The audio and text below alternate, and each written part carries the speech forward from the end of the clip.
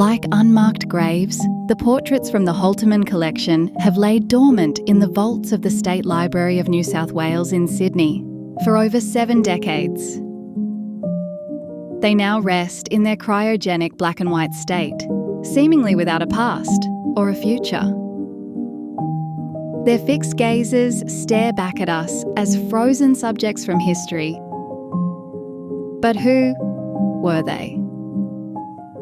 By researching each individual, and as more and more details are discovered, they will slowly regain the colour they once had, but more importantly, their personality that has eluded them for over 150 years. Come with us back in time as we attempt to bring these forgotten strangers back to life.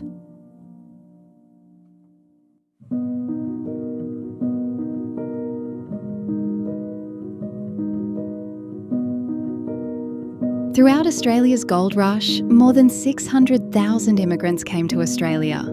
Most of the newcomers were from the United Kingdom and more frequently from England.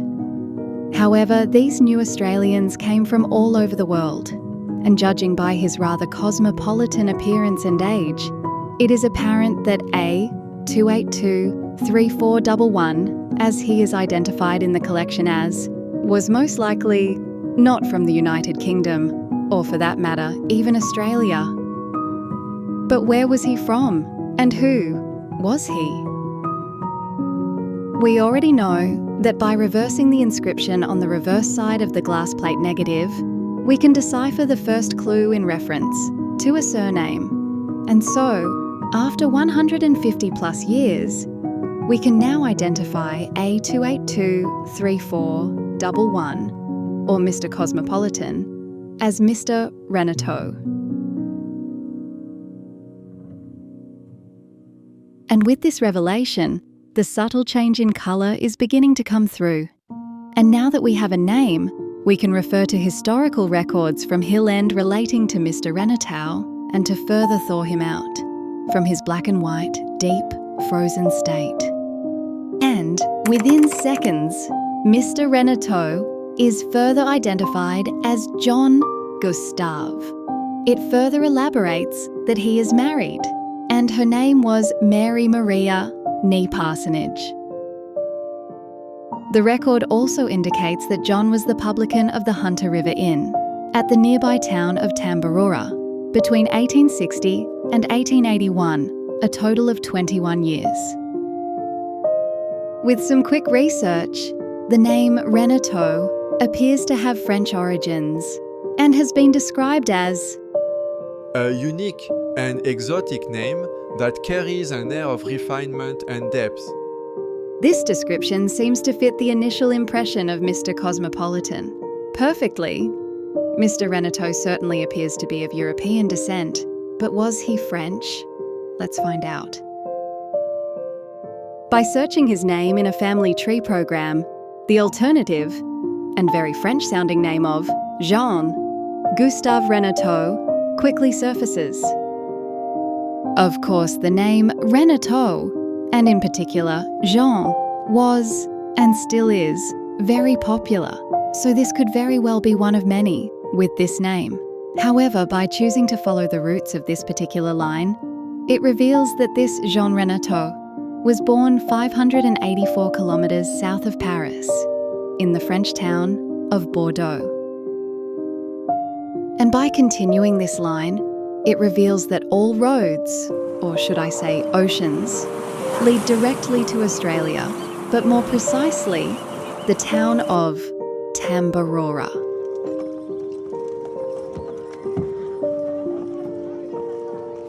Jean Renato arrived in Sydney by way as an unassisted immigrant on board the ship La Belle Gabrielle on February the 10th, 1854. And 33 years before, construction even started of the Eiffel Tower in Paris. He quickly fell in love with his adopted land and wasted no time, firstly being naturalised on the 13th of June 1856, and secondly, marrying an Australian-born woman named Mary Maria Parsonage just a year later in 1857. Along with becoming an Australian, he soon after anglicised his name from Jean-Gustave Renateau to become just John Renateau. John certainly hit the ground running because within the same year of their marriage, 1857, Mary gave birth to the first of just 2 children, a girl they named Rose. And by 1860, they had arrived at Tambaroora, where they added to and finalised their family with the birth of a son named John. Upon his arrival in 1860, John discovered a gold-bearing quartz vein, and a year later was a provisional director of the Victoria Quartz Crushing Company. As we now watch the years roll by, you will begin to see the black and white layers dissolving and the colour returning to an eventful but somehow sad conclusion in the life of John Gustave Renateau. In 1862, and it's unclear as to the exact reason why, John's wife Mary is back in Sydney and staying with her father, possibly to receive better treatment for the pending arrival of her 3rd child. However, tragedy struck when Mary sadly died during childbirth, and presumably also that of her new baby. She was just 27 years old. It was now up to John to raise his 2 remaining children on his own, which may have proved a little difficult, as his son John Jr. was epileptic.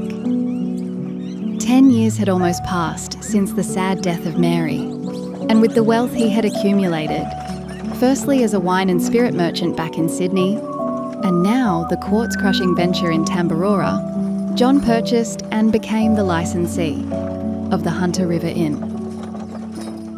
Between 1873 and 1878, a total of 5 years, John is consistently recorded as residing in Tambaroora, and presumably at the Hunter River premises. While family tree records regarding the marriage of John's daughter Rose are somewhat contradicting, she appears to marry a gentleman by the name of Irwin James Clements in Bathurst. Once again, whilst this was probably a happy and proud occasion for him, John was now left to raise his epileptic son alone. Sometime between 1878 and 1889, the 2 Johns retreated to the town of Blaney, 116 kilometres south of Tambaroora and about 40 kilometres southwest of Bathurst. It's also unclear if John continued to build upon his empire in the hotel business, or branched out to further vocations, or he just retired. However, as he was now approaching 83 years of age, it's a real possibility that John did just that. On the 30th of April, 1899, John was dealt another crushing blow as his son John Jr. had one last, final seizure. He passed away in Blaney at the age of 29. John Renateau is the perfect example of someone who was willing to embrace his adopted land and, without a single handout, was willing to work as hard as he possibly could to become a successful self-made man. However, it came at a painful cost. Since his arrival in Australia in 1854, John buried his wife and 2 of his children, but as some records indicate, possibly even a 3rd. In the weeks leading up to December 1889, John himself came down with a severe dose of influenza. The following article appeared in the Blaney Advocate on Saturday the 2nd of December, 1889. We are saddened to report the death of Mr. John G. Renateau, father of Mrs. Clements of Blaney, which took place on Thursday night. The deceased gentleman was attacked with influenza about 3 weeks ago. He had reached the ripe old age of 83 years, and had been a resident of Blaney for about 16 years. It is just 7 months since his son, John, died at Blaney. The funeral will take place this Saturday morning at 11 o'clock.